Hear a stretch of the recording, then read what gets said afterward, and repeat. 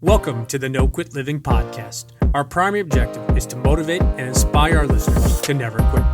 The reality of life is simple. We all fall. We all fail. At times, we get knocked down. The question is, do we get back up? Are we stronger? Are we better prepared to attain the maximum of our potential? Thank you for joining our No Quit tribe. As you go for your greatness today, never quit. And remember, we rise by lifting others up. Welcome to episode number 330 of the No Quit Living podcast. I'm your host, Christopher J. Worth, and today's theme of the day is giving versus receiving. Our quote of the day comes to us from Jim Rohn. Only by giving are you able to receive more than you already have.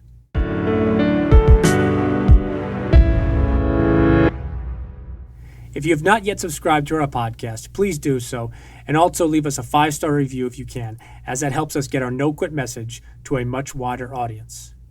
I actually met today's guest on Instagram, and I'm so grateful for both his friendship as well as his genuine support.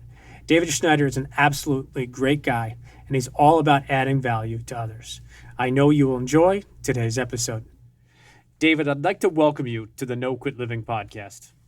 Thanks. Good to be here. First question we ask everybody is, are you ready to positively impact at least one person today? Absolutely. Let's do it. We will do it. The number one objective of our show, as you know, is to motivate and inspire listeners to never give up. And I was curious if you yourself have either a no-quit story or perhaps a challenging time where you could have given up or given in, but you didn't.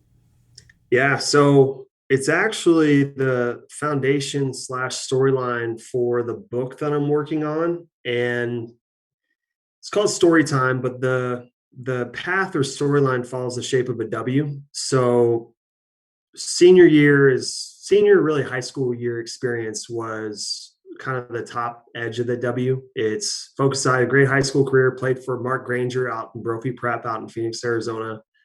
Freshman year went undefeated. Sophomore year had a great Final Four run, third time ever in school history. Junior year, 20-win season. And then my senior year, almost averaged a triple-double, and then got a scholarship to William & Mary.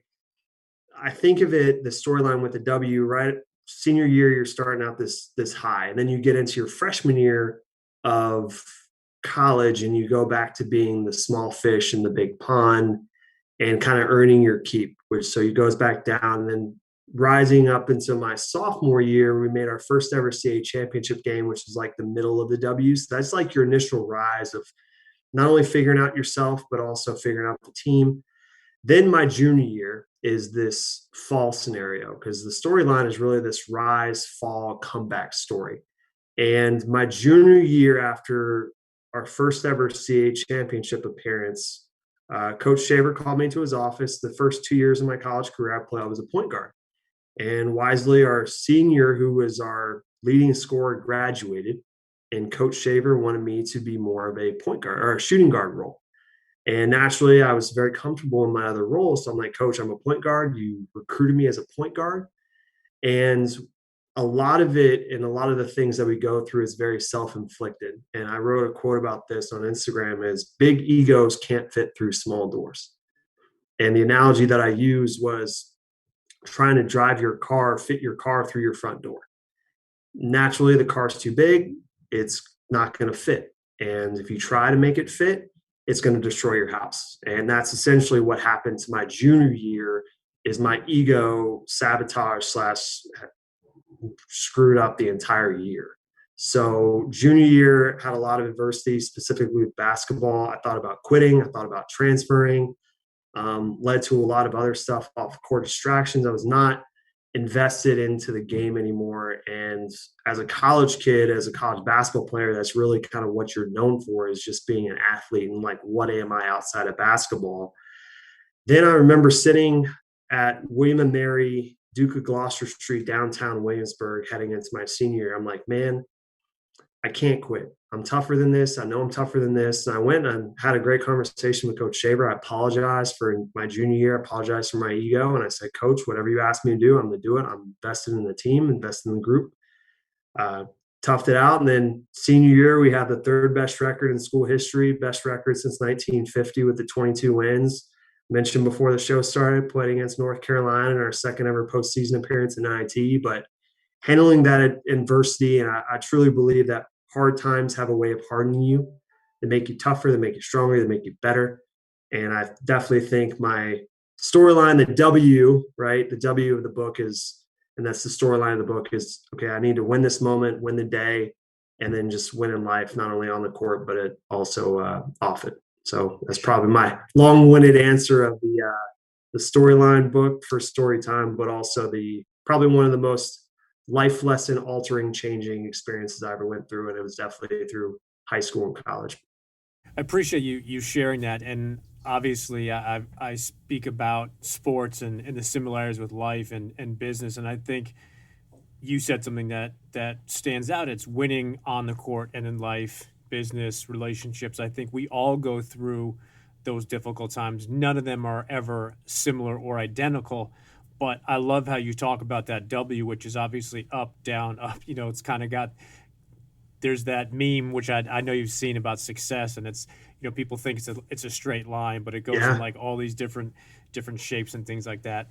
A Yeah. fun question we ask each guest is, if you had to define yourself, but you could only choose one word, what word did you pick? Tough. Tough would be my choice of words. The backstory behind that, which falls in line with the William and Mary story, is when I first committed to William Mary in Williamsburg to Coach Shaver back in 2005, my dad and I sat in the parking lot of Kaplan Arena. And probably one of the best conversations I've ever had with my dad, he said, David, look, when you committed here, you're not going to be the best player. You're not going to be the strongest. You're not going to be the fastest, that shooter. And every record you ever set here is likely eventually going to be broken. But there will never be a player that is tougher than you. You're going to be the guy that people always look to, that's going to lead by example. And it's going to be the toughest player that's ever played here. And I took that not only from a physicality perspective, but I also thought mentally, not only on the court, but off it. And I truly believe that conversation heading into my freshman year, even rewind what you just asked about the adversity and overcoming the challenges and not giving up. I think that conversation really not only shaped me for the adversity and struggles I handled my junior year of college, but also fast forward 10 years and any adversity that I handle today, it's, man, I'm tough. I always try to pride myself of, I may not be the fastest or today the smartest, but there's never been a person that's going to be tougher than me. So I would say tough would be the one word.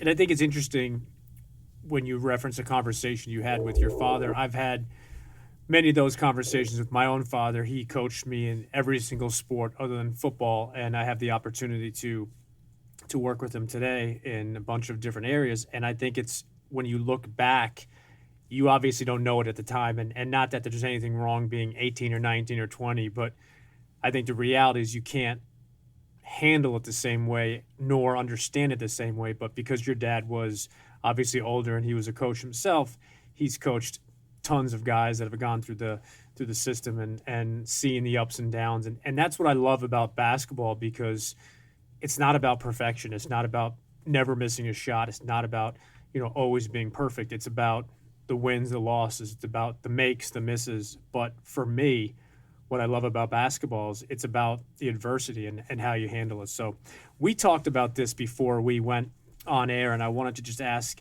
if you have a morning routine that you swear by that you'd like to talk to our listeners about. So I wrote a story about this too for Instagram. Every morning, beat the sun is my motto, is what I say. So 5:30 in the morning, my feet hit the floor. I do not hit the snooze button. That's the first thing I do. And it's so natural where you're going to want to hit the snooze button multiple times or come up with excuses. So literally my feet have to touch the ground at 5:30 in the morning, and I'm up. Then I go and I let my dog out, Lexi, and I feed her. Coffee, protein bar, vitamins, upstairs in front of my computer no later than 6 a.m. I listen to Pray the Word podcast by David Platt. So great backstory there. My wife Heather and I, we lived up in Northern Virginia for a good stint before moving down here to Charleston. Got to meet David Platt, went to McLean Bible Church, where he is now the pastor. huge fan of David Platt. One of my probably best moments was I did get a picture with him on Instagram, which I was super excited about. But I listen to his podcast every morning. I love his message. So listen to the Pray the Word podcast, pray, and then right after that, I read 20 pages of my latest book that's on my list. And then the last thing, which I do, is Heather got me an indoor putting green. So naturally, I live in Charleston. I got my golf game's got to step up a little bit. So Heather got me an indoor putting green for Christmas, and I make 3 putts. So I read 20 pages, I make my 3 putts, and then by 7 o'clock, I have to showers, and it's as strict as I can make it. I love it. And it's a perfect segue into the whole book conversation. So, Mhm. have to ask if you are reading something currently, or perhaps you've read something recently that you'd like to recommend to our listeners. First, I have to start with the Positivity Tribe. That is, I gotta be a little biased, man. And you read my story. I know we talked about it multiple times. Your book, man, is so inspiring. You know my backstory, and for the listeners listening to this, the three main characters in the Positivity Tribe. It was me in 2001 in eighth grade. So three main characters. Not to give away too much of the book, you have to go get a copy, but one of the things that they did have was the three main characters. One got bullied, another one got cut from a sports team, and the last one, their parents were going through divorce. So all three aspects of the life were three different characters, but that was my life in eighth grade and middle school. What really helped me through that difficult time, difficult year is some form of positivity from somewhere is came from my mom, and the positivity notes of just leaving a simple positive message for somebody else, whether that be this is before texting really was a thing, but it was handwritten notes, and my mom would sneak a handwritten note into my lunchbox. And it was, especially as you're getting bullied and you're cut from a team, you're sad all the time, you're negative, and it's so easy to fall into a downward cycle. And my mom, little things, a great day, or I love you, or hang in there, or you're awesome, just something positive. My mom would always sneak that into my lunchbox. And what was so great is I think of those little messages allowed me to stay positive, to overcome adversity, especially that year, to meet new friends. And by the end of my eighth grade year, I became so popular at school that I was selected to give the final speech at my middle school graduation. So you just look at that one positive person, and I know we're going to talk about it a little bit later, but just we rise by lifting others up. And my mom has always been one of my biggest supporters, so I have to give her a shout out on the podcast. But in terms of other books, start with Positivity Tribe. Other ones that I've read, Energy Bust by John Gordon, one of my favorite authors. I love John Gordon stuff. Him and I are very similar with our messaging in terms of the analogies and a lot of the other things that he has with the coffee bean and the carpenter. So big John Gordon fan. Raise Your Game by Alan Stein's fantastic. Always been a big Alan Stein fan as well, both technically from the DMV. He's still up in the Maryland area. I sent him my copy of, I sent John Gordon and Alan Stein a copy of my book. Similar to you, they did give me a nice note and autograph, and they sent it back, which was great. Jimmy Dykes, as I mentioned earlier, with the North Carolina game, Jimmy Dykes, Brad Nesler, huge fans. So Jimmy Dykes, one of my favorite ESPN announcers. I actually emailed him as well. He's going to sign a copy. I finished his book, The Film Doesn't Lie. Great, especially being a former athlete and a basketball player, just evaluating your life similar to what you do for game film. Great book from there. Currently, what I'm reading is Stop Living on Autopilot by Antonio Neves.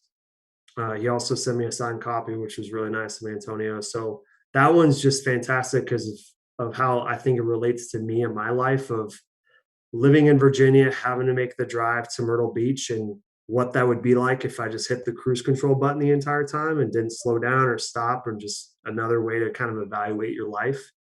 And then the next one that's after, I'm probably midway through that one. And then next on my list is Pivot and Go by David Nurse. So First of all, I appreciate those kind remarks about the Positivity Tribe. Many people don't know just because I don't speak about it, but it's a story that I wrote that has a lot to do about my personal story growing up, and there are characters in there and different names, but represented people in my life. And two of the three characters go through something that I was going through. And for me, writing a story based on challenges, especially in a teenage, whether you're 13, 14, 15, 16, 17, or 18, years are very difficult, very challenging. And I think for me, the whole premise behind it is just trying to lift somebody up. And I have to give a shout out to your mom as well, because what you shared about that note, about that one person that uplifts somebody else, is exactly what we talk about, not only with the Positivity Tribe, but with No Quit Living. And the entire reason why we've been spreading these positivity notes throughout the country is it's about that one person that looks at that note, that needs that note. And a lot of people have asked me, as I've been fortunate to be on some podcasts myself, they say, well, what if somebody doesn't need a note? And I always say, well, if somebody's having a really good day, or if they're having a great day, I said, receiving an uplifting message or quote's only going to make it better. I said, so that's not the reason. And you got to flip the script and look at it from one note, one comment, one smile, one gesture can have an insanely positive impact on that person's life. But if you think about the compound effect, that person's then going to go home to a husband or wife or mother or father or son, grandparent, and they're going to say something positive, or they're going to go to work. And I think that's the beauty of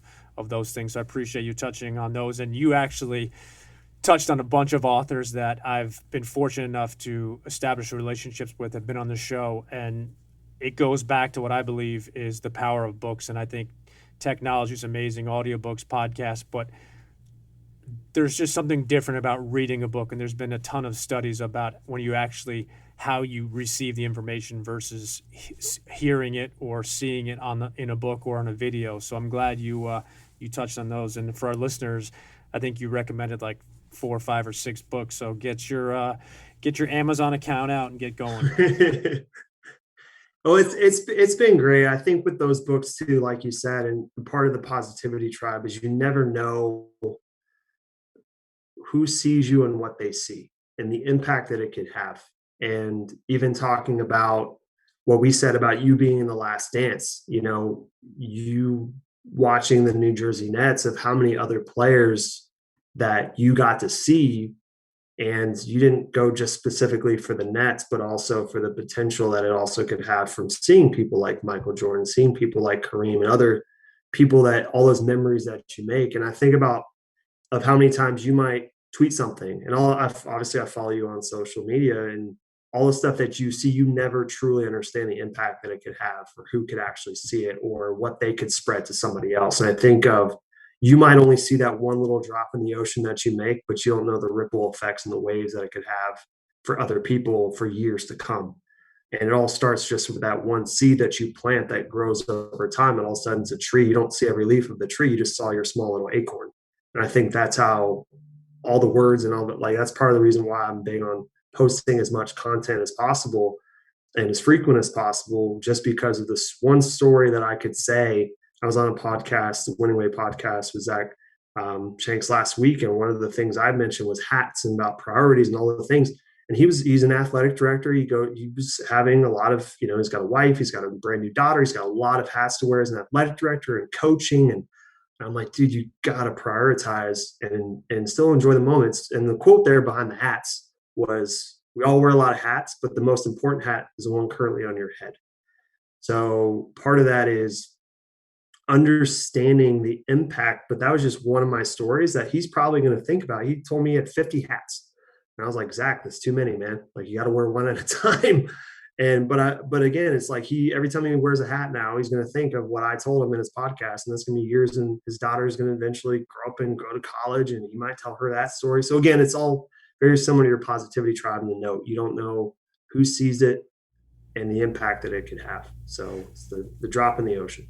I love that, and it's something that we talk about often, and I want to encourage anybody listening to the show now that it's not about the likes and it's not about the comments. Of course, and I say this all the time, there's not somebody out there that would say, you know what, I don't care if I have 100 or 0, because anybody would rather have 100 than 0. But to your point is so spot on. Anybody listening to this is, you don't know who sees your post or your story or your comment or your tweet that doesn't make a comment or doesn't like it. And that's the beauty of what you said about trying to post consistently and as much as you can, because somebody out there needs to see something. And it goes back to something we talk about, and obviously it's a part of the book, is mute negativity by spreading positivity. And I if you love think that. about that, the simplicity of it is you can control what goes in and around your feed based on what you like, what you share, what you comment on. So if you're looking to have more positive impact, comment on the positive things, share the positive things, and the things that don't uplift you, just ignore them. That's the beauty of social media. But I really want to, just commend you for that comment, because somebody listening to this needed to hear you say that, in the sense of it's something that they post that maybe gets no likes or only 2 likes, but somebody sees it, and that's the difference of them having a horrible day versus an amazing day, or maybe the difference of them, throwing in the towel at work or on the sports team. So I'm really, really So, glad that you well, touched on that. one of my quotes that I say a lot to people, especially for social media, just has such a big impact for other people, is don't do it for the likes, do it for the love. Don't do it for the likes, do it for the love. And it's not only just for athletes specific, but anything that you do, it's not doing it because of what you receive, it's what you give. And similar to your notes, is you if you do it for the likes, you're going to be it's so self-involved to where you're going to find yourself disappointed and always wanting more. Instead of 10 likes, I want 20. Instead of 20 likes, I want 30. You're always going to want likes instead of actually doing it to help that one person, similar to what the positive note is, right? It's that impacting of, I'm not expecting to get 10 likes just to give out one positive note. And I'm with you. If I have just impact of one person, one of my early in my, especially my speaking career, I post a lot on Twitter and social. One of the things I love about it, especially for the stories or the fleets, is that you can see who sees it.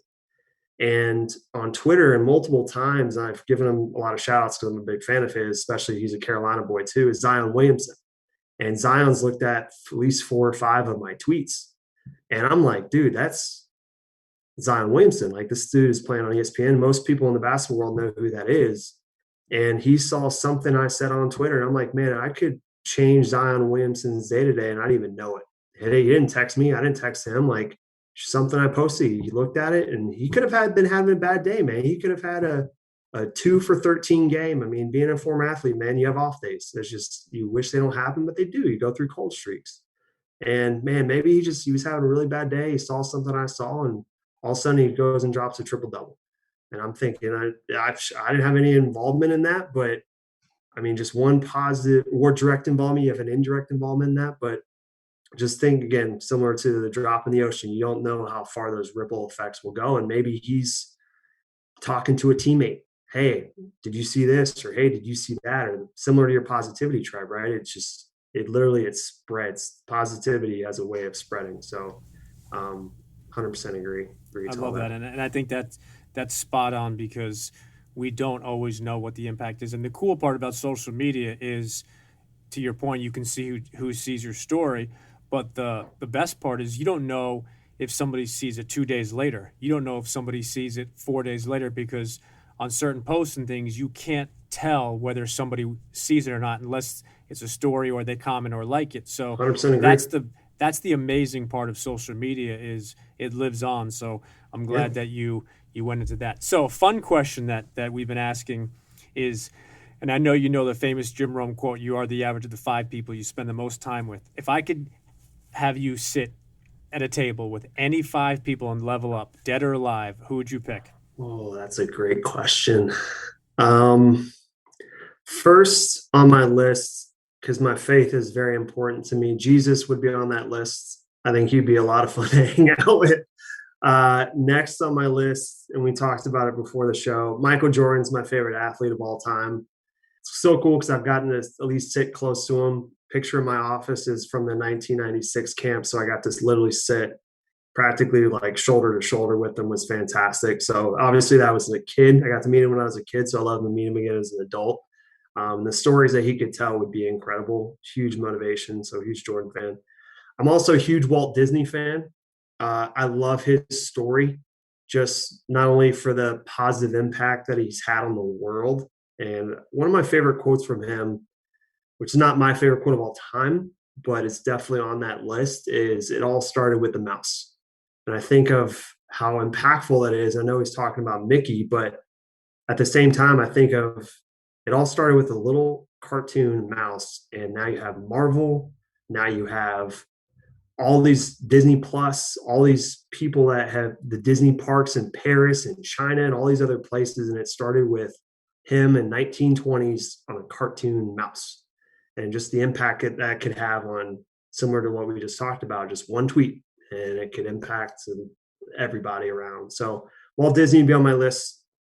Uh, Steve Jobs would be another one on my list. I love his backstory is incredible, and just the amount of impact that it's had. You think of how the world would be so different if the iPhone never existed, the iPod, the iMac. I'm a techie, so I have a lot of stuff, memorabilia in my office, and I have the original iPhone, which is I've got on eBay, so I'm like really excited I got it. First gen back in 2007, so I'm a huge Apple fan. So he would be one, just especially too. I think not only just his creativity and his imagination, similar to Walt Disney, is I love people that inspire others through their actions, like a Michael Jordan, but I also love people that inspire not only from maybe a toughness or overcoming adversity, but the creativity, the imagination aspect of it. Especially with my stories, you have to be think outside the box. And knowing Walt and knowing Steve, I think that'd be really fun to see. But one of the things that I've always loved about Steve Jobs' story is how he left Apple and how he came back. I think that's one thing that probably doesn't get talked about as much, is usually his end results of the products of what he's created versus what he had to overcome, and even his involvement with Pixar and how that's been involved. And you look at how Pixar is done, which most people don't really associate that with Steve Jobs. So I think that's his backstory would be super impactful. Last one, again, being in motivational speaking, big John Gordon fan. So those would be my top five. Let's go Jesus, Jordan, Disney, Steve Jobs, and then John Gordon would be in the list. I love it. And for those listeners that know me, obviously Michael Jordan and John Gordon stand out. So I appreciate you sharing those. And that's a dinner or lunch that I would love to, if nothing else, other than just serving the hors d'oeuvres or Yeah, I filling might up the be water, serving the filling up the water glasses. I think I might just be there, just standing on the side. So we're gonna switch over to what we call our hot seat questions, and the only Okay. request we have of you is spit out the first thing that comes to mind. Okay. Last meal, what do you pick? Cheeseburger. Favorite smell? Popcorn. Favorite sport? I think I know this one. Basketball, college football, college basketball. So both of those would be up there. Do you have a favorite team? All time or just recently? Either or. So the 92, I say the year 92. So Duke basketball in 92, the Bulls in 92, the Dream Team in 92. So those are my three probably all-time favorite teams outside of the 2010 Wayne Mary team that I was on. Favorite movie? Greatest Showman. Favorite author? I would say John Gordon. What is the favorite app you have on your phone? Three-way tie, Instagram, Twitter, Facebook. What's the background picture on your phone? It is actually my wedding day from 2016. So Heather and I, my wife, got married down here in Charleston. Now where we live is our dream location. So Heather is our wedding day picture. Do you have an all-time favorite book? Bible. And what is your favorite quote? Oh, I have two. First is Walt Disney, if you can imagine. If you can dream it, you can do it. I love the Walt Disney quote. My second one is from Michael Jordan. It's a long-winded one, but the end part of that quote is, I failed over and over again. That's why I succeed. It's a fantastic quote. And I think that's the beauty of, and going back to what you shared with Steve Jobs, coming back to Apple, not only just with Apple, but with Pixar and all those things that have come after. So during these challenging times, I always like to ask if there's maybe one or two people that you follow on social media that put out really positive, uplifting information that you'd like to recommend to our listeners. Yeah. So I have to give you Positivity Tribe. If you don't follow Christopher on social media, definitely do that. I love following John Gordon. John Gordon's great on social, not only from Instagram perspective, but also Twitter. And the other one that I like following a lot is Alan Stein. Those would probably be my two. Ben Newman's also probably the third that I would throw on that list. And then for our listeners who want to not only connect with you or follow you, what's the best way for them to do so? Schneider Speaks. It's my last name and then the word speaks. So it's SCHNEIDER and then speaks on Instagram, Twitter, Facebook. Usually I post stories. So a lot of the inspirational stuff taken from object lessons or pop culture lessons. Those I usually post weekly. Usually Sunday is my day to post that. Wednesday, I always try and post some form of motivational quotes taken from people I either really respect or stuff that I've written. And then I tweet quite a bit as well. So usually I tweet 3 to 4 times a day, depending on the schedule, stuff to build up some positivity throughout the day. But Schneider Speaks is the best way to follow me. And then last question is if you have any parting words you'd like to leave with our listeners today. I do. So for everyone listening, and a lot of it because it is the foundation of what I do with Storytime, my Storytime series, is to write your story. Your story is whatever you make it. So make it a good one and one worth reading. Grab your pen and keep writing until you run out of ink. So write your story. I love it. And I think as an author myself, that's a perfect way to end today's podcast. And I just have to say to you that, first of all, I appreciate you being here. But secondly, the kind words you shared about the book and also what you openly shared on social media is one of the reasons why we love what we do is sharing other people's stories. And that's why we love having guests on here. So I definitely recommend our listeners to connect and follow you because David does put out some awesome stuff. And I appreciate you being here. And I know that we will connect again soon. Love it. Sounds good. Thanks, buddy.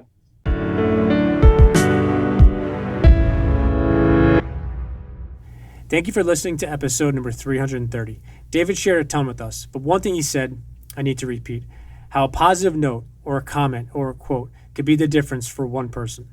I love how David touched upon the idea that he tries to consistently post uplifting content on social media, especially because you never know who really and truly needs to see it. David said something that hit me. Don't do it for the likes, do it for the love. The real and true definition of giving versus receiving. So my challenge to everyone today is just that. Whatever you post on social media today, don't do it for the likes or for you, but instead do it with the hope and belief that your one message, post, story, or quote will be the reason that somebody doesn't give up today. And remember, we rise by lifting others up. And lastly, to our listeners, thank you. We truly appreciate your time, and we hope our episodes inspire you to keep on attacking life and never giving up. To quote Dr. Norman Vincent Peale, it's always too early to quit.